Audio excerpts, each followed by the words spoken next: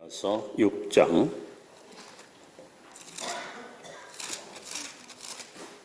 신약성경 309페이지입니다. 갈라디아서 6장 6절 말씀부터 10절까지 보겠습니다.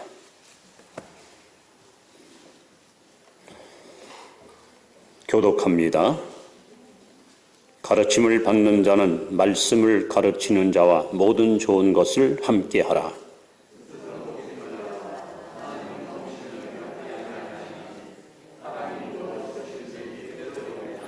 자기 육체를 위하여 심는 자는 육체로부터 썩어질 것을 거두고 성령을 위하여 심는 자는 성령으로부터 영생을 거두리라.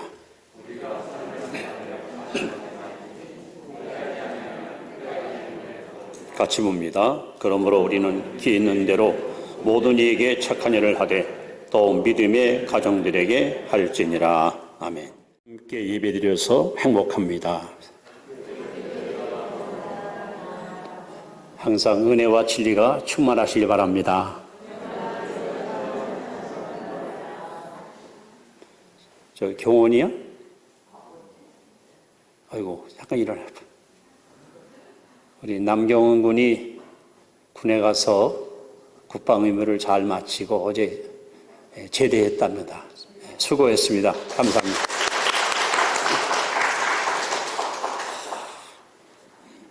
러시아의 유명한 작가가 있습니다. 톨스토이. 들어보셨을 겁니다. 많은 글을 썼는데 아마 이분이 쓴 그 글 중에서 전쟁과 평화, 그 다음에 안나 카라네나, 그 다음에 부활.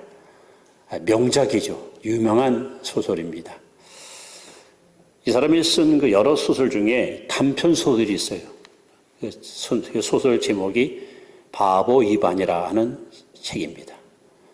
기독교적인 가치관을 가지고 이 글을 썼기 때문에 우리에게 많은 감동을 주는 내용을 담고 있습니다. 이야기는 이렇게 전개됩니다. 러시아에 분홍을 갖고 있는 한 농부가 아들 셋, 딸 하나를 두었습니다. 큰아들 이름이 세미온, 둘째 아들 이름이 파라스, 그리고 셋째가 이반입니다. 그리고 딸 하나는 언어의 장애가 있어서 말을 못하는 안타까운 문제를 갖고 있습니다. 이 큰아들은 군인이 되는 것이 꿈이에요. 군인. 당시 이제 소위 그 공산화가 되면서 내란이 일고 전쟁이 있었기 때문에 군대 가는 것이 출세의 지름길이야. 그래서 큰 야망을 품고 군에 입대해서 그 야망을 하나하나 이루어갑니다. 좋은 사람 만나서 출세가도를 걷게 되고 권력도 재물도 한 손에 움켜져서 승승장구하는 그런 아들로 성공을 일궈냅니다. 둘째 아들은 사업가가 되는 것이 꿈이었습니다. 그래서 국내뿐 아니라 전 세계적으로 사업을 펼쳐서 자신의 꿈을 마음껏 펼치고 싶은 야망을 가지고, 근데 사업을 하다 보니까 이 뇌물을 좀 줘야 일이 잘 풀리고 돈벌이가 잘 되기 때문에 부정과 손을 잡으면서 수당밥 안 가리고 열심히 사업을 해서 큰 성공자가 되었습니다. 그러나 막내 이반이라는 친구는 욕심도 없고 야망도 없고 부모님이 물려준 농토에서 아침 일찍 나가 땅을 갈고 씨 뿌리고 저녁에 늦게 또 돌아오고 그렇게 성실하게 인생을 살아갑니다. 형들은 이 막내 동생을 바보라고 놀립니다. 야 임마, 젊은 님이 어찌 꿈이 없냐, 야망이 없냐, 남자는 좀 한번 배포를 좀 가져봐라. 우리 봐란 말이야. 너 그렇게 살아가지고 앞으로 너 인생 어떻게 살려고 하냐. 그들은 한결같이 동생을 동생으로 취급하지 않고 바보로 취급합니다. 그러나 이 이반은 형들의 이야기 아는 것 하지 않고 열심히 성실하게 근면하게 그렇게 생업에 종사하고 인생을 살아갑니다. 자, 세월이 흘렀습니다. 어떤 결과가 따라올까요?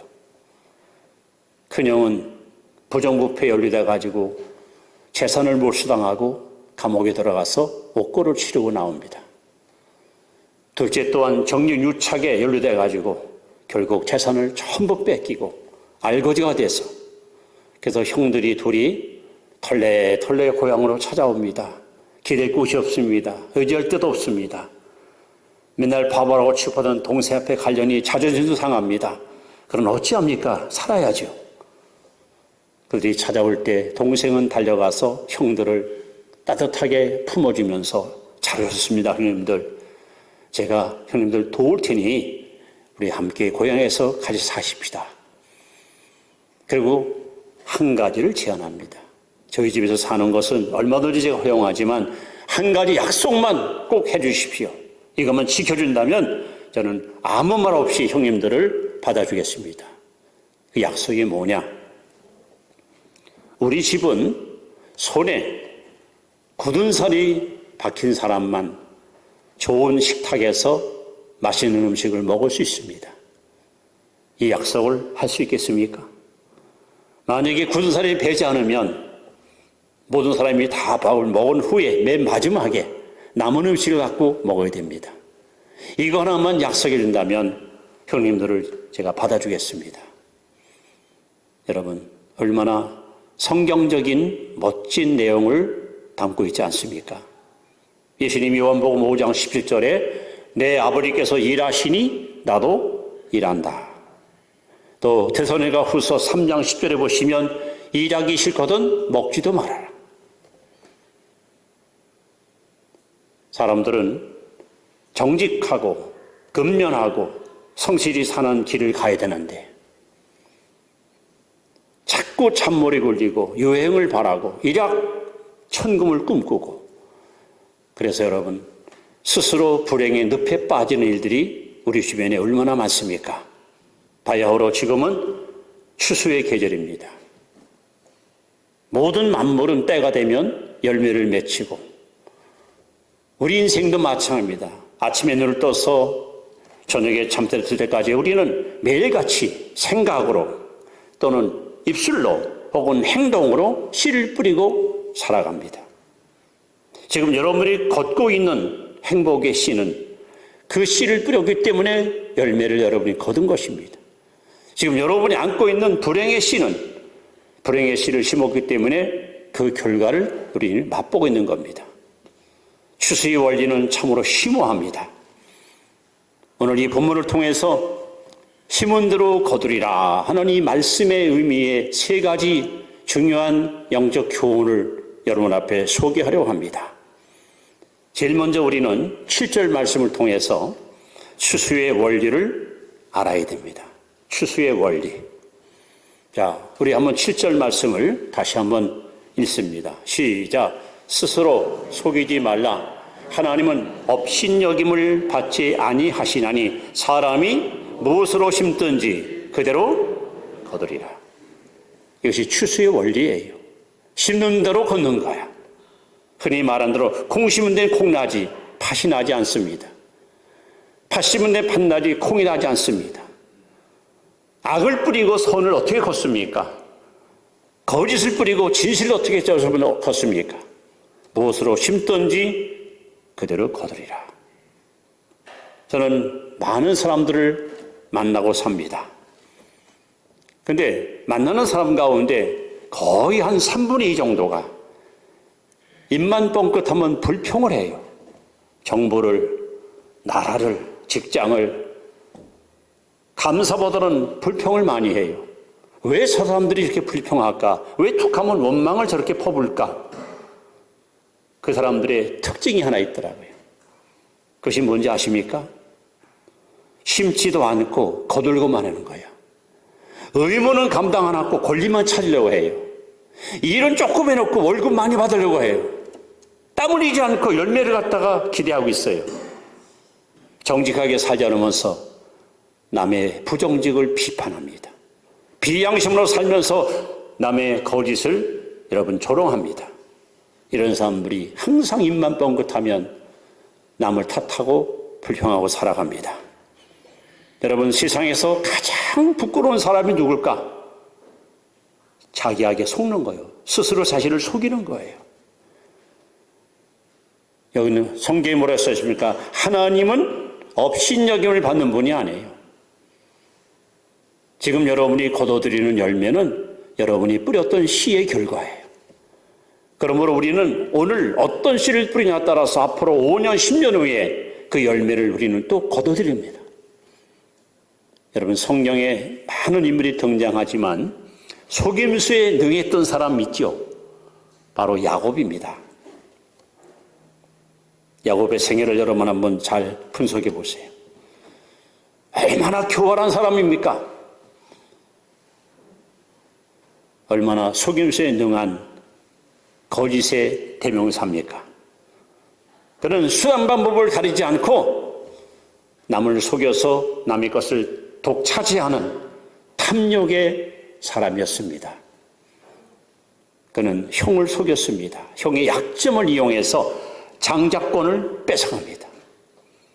차자로 태어났으면 순리를 따라서 형을 쫓는 것이 도리인데 형을 이기고 싶어서, 형을 능가하고 싶어서 결국 형에게 돌아갈 장자권을 여러분 뺏어갑니다. 변장하고 아버지 앞에 다가가서 축복을 뺏어옵니다. 이렇게 형 것도 뺏고 아버지 것도 뺏고, 그리고서는 야범도주해서 저 라반 외삼촌 집으로 도망갑니다. 자, 이제 내가 장자권도 있고 축복도 있으니 내 인생은 이제 잘 멋지게 펼칠 것이다. 그리고서 하란으로 도주했습니다. 거기 가서 운명의 여인을 만납니다. 외삼촌의 딸 라헬. 그 여자를 차지하기 위해서 14년 동안 무보수로 허드렛 일을 합니다. 결론적으로 야곱은 아버지 속이고 형 속이고 어떤 결과가 따라옵니까? 여러분, 뛰는 자위에 나는 있다고 외삼촌 라반한테 10번이나 속임을 당합니다. 뿌린 대로 걷는 거예요. 그렇게 아버지 형 속이고 도망가더니 외삼촌한테 당할 줄 누가 알았습니까? 밤에 잠을 못 자고 추위와 더위와 싸우면서 외삼촌 양들을 많이 증식시켰는데 한 푼 월급 못 받고 20년 동안 철두철미하게 이용만 당했어요. 여기서 끝났습니까? 그에게는 아들 12이 있었습니다. 베냐민은 나중에 태어났지만 요셉이가 태어났을 때 라헬의 소생이라 야곱이가 특별히 총애를 했습니다. 10아들보다는 막내 아들을 사랑한 나머지 채색 옷을 입히고 특별히 이렇게 아껴줘요. 그랬더니 형들이 아버지는 요셉밖에 몰라. 요셉을 미워하기 시작하고 결국은 요셉을 음모하기 시작하고 결국 요셉을 죽이려고 모의까지 합니다.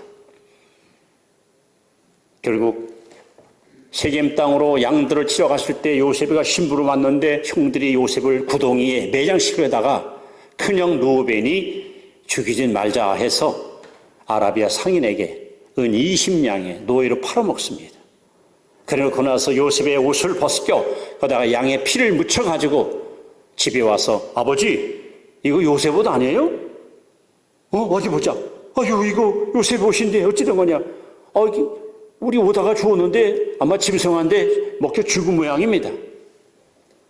야곱이가 그 사랑하는 아들이 짐승한테 먹혀 죽었다는 소식을 듣고는 나중에 요셉 만날 때까지요 수십 년 동안이나 슬픔 속에 살아갑니다. 어찌할꼬 이놈이 신문을 갖다가 짐승의 밥이 됐으니 시체도 못 찾았으니. 여러분, 속인 결과 그 열매는 너무 섰습니다. 사람이 무엇으로 심든지 그대로 걷습니다. 우리는 매일매일 우리 마음밭에 우리 생각을 통해서 씨를 심고 언어를 통해서 씨를 심고 행동을 통해서 씨를 심습니다. 언젠가는 여러분의 마음밭에 떨어진 씨앗이 자라서 어떤 사람에게는 행복의 선물, 어떤 사람에게는 불행의 선물을 줄 거예요.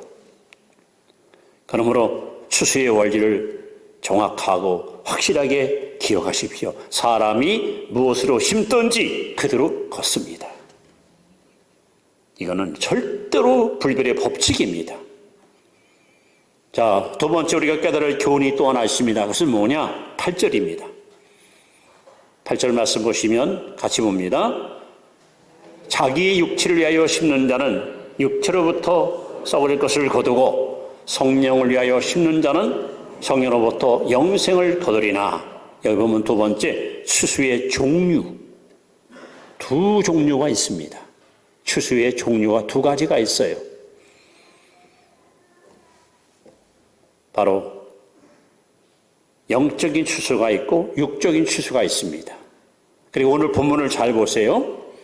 육체를 위해서 심는 자, 다시 말하면 본능을 따라 사는 사람, 감정대로 기분대로 인생을 살아가는 사람들은 결국은 아무런 열매가 없어요. 썩을 밖에 거둘 게 없어.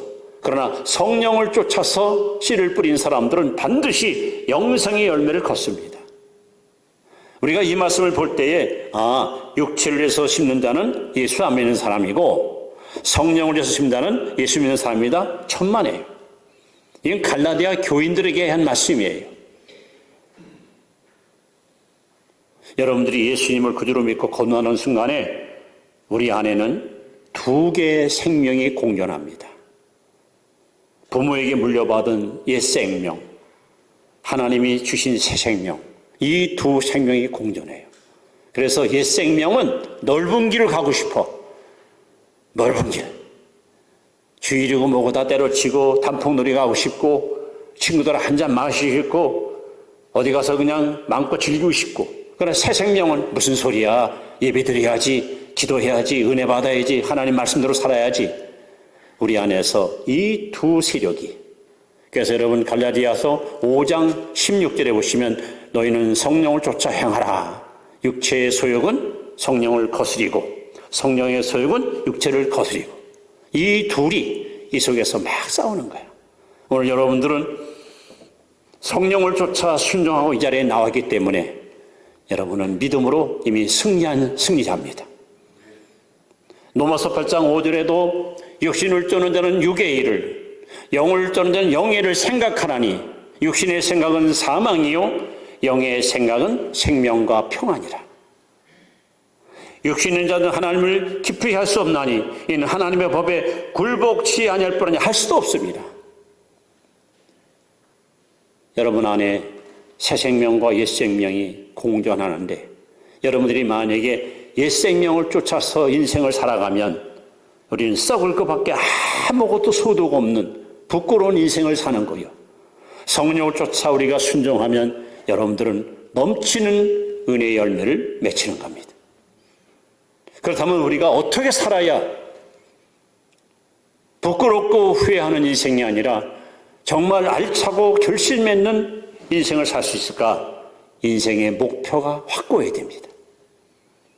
인생의 목표가 분명해야 됩니다. 목표가 없이 인생을 사니까 시간 허비하고 쓸데없는 일에 마음 뺏기고 후회스러운 삶을 살 수밖에 없는 겁니다.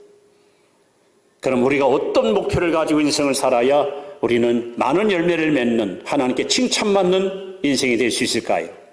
고린도서 10장 31절로 33절에 하나님은 세 가지 인생의 목표를 우리에게 제시합니다. 저는 평생에 이 목표를 붙들고 살아왔습니다. 첫 번째, 먹든지 마시든지 따라합시다. 오직 하나님의 영광을 위하여. 여러분들이 직장을 다니는 일, 돈 버는 일, 사업하는 일, 자식 키우는 일, 예배당에 와서 예배드리고 기도하는 일, 또 나가서 봉사하는 일, 무엇을 하든지 어떤 일을 행하든지 오직 하나님 영광에서 살아보세요. 그럼 여러분은 좋은 열매를 많이 맺게 될 것입니다. 자, 두 번째는 다른 사람의 유익을 위하여. 여러분 성공해서 뭐 할 겁니까? 돈 많이 벌어서 뭐 할 겁니까? 그거 누리려고요? 소유하려고요? 아닙니다. 베풀어야 됩니다.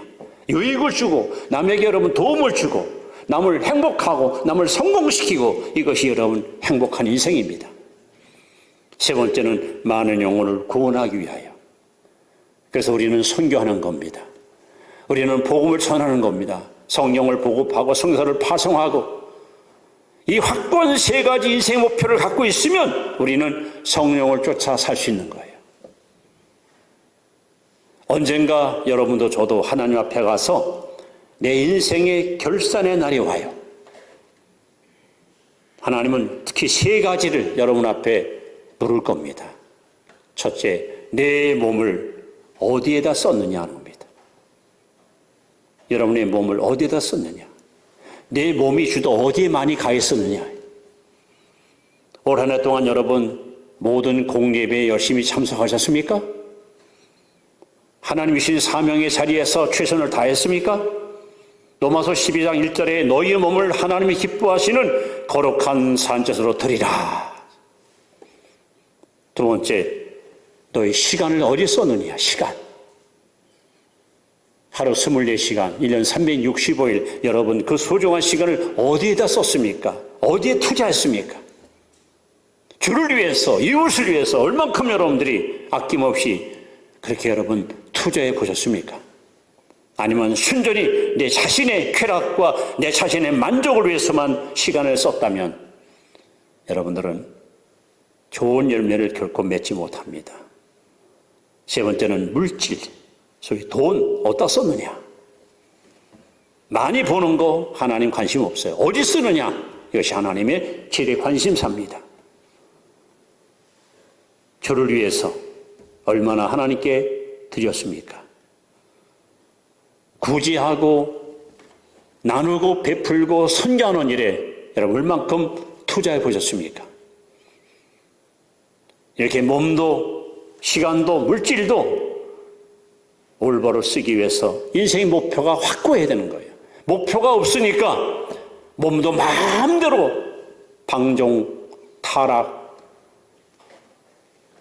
물질도 마음대로 사치, 허영, 시간도 마음대로 자유자재다가 사용하기 때문에 결국 성경에 나온 대로 썩을 것밖에 거둘 게 없어요. 주 앞에 가서 혈산하는 날 착하고 충성된 종아 칭찬받기 바랍니다. 악하고 게으른 종아 하고 하나님께 책망받으면 얼마나 부끄러운 일입니까? 여러분, 추수의 종류는 딱 두 가지입니다. 본능을 따라서, 기분을 따라, 감정 따라 인생을 사느냐? 그럼 여러분은 썩을 밖에는 아무것도 거둘 게 없어요. 성령을 쫓아서 하나님 주신 이 몸도 물질도 시간도 올바로 쓰느냐? 여러분은 풍성한 열매를 거둘 수가 있습니다. 지금까지 내 몸을, 지금까지 내게 준 소중한 시간을, 지금까지 내게 준 소중한 물질을 내가 과연 어떻게 썼습니까? 하나님의 영광을 위해서? 다른 사람의 유익을 위해서? 영혼 구원을 위해서 쓰셨습니까?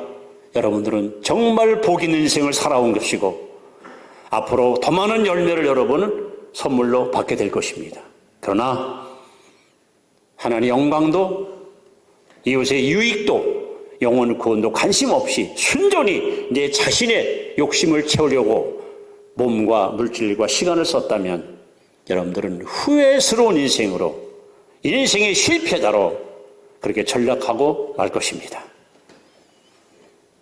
이제 우리는 세 번째 추수의 시기를 알아야 됩니다. 자, 9절 말씀을 같이 한번 봅니다. 시작. 우리가 선을 행하되 낙심하지 말지니 포기하지 아니하면 때가 이름에 거두리라. 때가 이름에. 여러분, 자연의 법칙, 다시 말하면 모든 곡식은 땅에 묻으면 1년 안에 농사가 끝납니다. 그렇죠? 근데 영적인 농사는 안 그래요. 여러분, 전도하기가 쉽습니까? 가족 구원이 쉬우냐고요? 그냥 봄에 결심하고 연초에 결심해서 올해는 우리 아버지 구원시켜야지 1년 딱 되니까 아버지가 예수 믿습니까? 그렇게 단순하지 않아요. 자연의 법칙은 1년이면 모든 것이 결론이 나옵니다. 정확히 말하면 모 같은 경우는 심은 100일 만에 추수를 여러분 거둬들이잖아요. 근데 영적 추수는 안 그렇습니다. 그래서 오늘 성경은 말하기를 선을 행하되 낙심하지 말아라. 내가 벌써 10년이 넘도록 기도했는데 우리 부모님 언제 구원받나? 내가 벌써 5년 동안 저렇게 간절히 졌는데 저 사람 언제 예수 믿나? 해도 결과가 나타나질 때 이 낙심이 찾아와요. 이 낙심은 불청객이 우리를 힘들게 만들어요. 그러다 보면 여러분 결국 우리는 막 좌절하게 되고 포기하게 되고, 그래서 오늘 하나님께서 말씀합니다. 선을 행하되 낙심하지 마라. 때가 이름에 포기하자면 때가 이름에 거두리라 그랬습니다. 여러분 기억나십니까? 1992년 7월 12일 날 오후 3시 저 아래 교회에서 우리 대만 지광섭 김미훈 성사님 한 가정을 우리 단독 파송했던 역사적인 선교사 파송식 기억나십니까? 저는 지광섭 선교사가 누군지도 몰라요. 얼굴도 본 적도 없고 이름 들은 적도 없어요. 다만 총회본부 선교국장한테 제가 의뢰를 했습니다. 하여간 성실하고 또 건강하고 하나님 앞에 헌신적인 사명감이 있는 사람, 좋은 사람 소개해달라고 그것만 하고 왔습니다. 그래서 전화만 받고 제가 픽업하러 조천역에 기다리는데 분명히 기차가 들어가는데 아무리 봐도 목사님 같은 분이 한 명도 오진 않는 거야. 이게 딱 느낌을 알잖아요. 아, 이상하다. 이거 놓쳤나? 그때는 휴대전화도 시대니까. 아, 이거 큰일 났다. 예배 시간은 다 돼가고 어떡하면 좋을까? 하고서 막 그냥 계속 주변을 살피는데 그 공전화 박스가 있었거든요. 5개인가 4개인가. 거기서 어떤 분이 여보세요? 송도교입니까? 그러는 거. 그러니까 그냥 덩치가 이런 사람이 그냥 공전화 박스에 꽉 차서 사람이 들어갔는데 건강한 사람 보내드렸더니 진짜 건강한 사람. 씨름 선수였을 때 그분이. 그분을 만나서 제가 첫 마디가 해요. 지 목사님, 대만에 가서 10년 동안 사역해도 열매 하나도 없을 수 있습니다. 저는 절대 실적을 따지지 않을 테니까 하나님 앞에 정직하게 성실하게 사역만 해주세요. 그러면 저와 우리 교우들이 기도로 물질로 열심히 후원하겠습니다. 제가 그 말만 했어요. 그리고 지금 29년 동안 지금도 매월 230만 원씩, 여러분 230만 원 곱하기 29년 한번 따져보세요. 이거 대한민국에 이런 교회가 없어요. 이렇게 섬기는 교회가 없어요. 그렇게 하니까 열매가 얼마나 많이 맺었습니까? 때가 되니까 열매 맺잖아요. 또 저는 돌연변이잖아요. 저희 동네 고향에 가족, 친척 아무도 믿는 사람이 없어요. 제가 처음 예수 믿었어요. 예수 믿고 구원받고 나니까 고향 영혼들이 불쌍한 거예요. 유교 사상에 쩌들어가지고 매일 그냥 술에 젖어 있는 불쌍한 영혼들. 많이 울었습니다. 시편 126편 5절에 보시면 눈물로 씨앗을 뿌리는 자는 정령 기쁨으로 그를 가져오리라. 14년 동안 기도했습니다. 14년 됐는데 고향 마을에 예배당이 다 들어섰습니다. 때가 되니까 하나님이 그렇게 역사하시더라고요. 포기하지 마십시오. 낙심하지 마십시오. 여러분들이 정말 주를 위해서 성심껏 심은 이 아름다운 사랑, 혹은 희락, 믿음, 진실 이런 씨앗들은요, 때가 되면 반드시 많은 열매를 맺어서 여러분에게 행복의 선물로 안겨올 것입니다.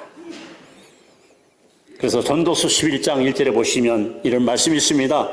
너는 네 떡을 물 위에 던지라. 여러 날 후에 도로 찾으리라. 다시 말하면 남을 돕고 남에게 베푸는 것을 주저하지 말고 실천하는 거예요. 때가 되면 반드시 여러분 좋은 열매를 맺을 거예요. 이제 말씀을 마무리합니다. 이 추수의 계절에 하나님은 우리에게 말씀합니다. 사람이 무엇으로 심든지 그대로 거두리라. 추수의 원리를 아십시오. 심는 대로 걷습니다. 추수의 종류를 아십시오. 육체를 따라 사느냐 성령을 쫓아 사느냐 둘 중에 하나는 썩을 것을 거두고 하나는 영생을 얻습니다. 추수의 때가 있습니다. 때. 그런데 영적인 추수는 시간이 필요합니다. 기다림이 필요합니다. 인내가 필요합니다. 금방 이런 믿음이 반석 같은 믿음 못 갖습니다. 넘어지고 쓰러지면서 시간이 흘러야 여러분의 믿음도 튼튼해지고 견고해집니다.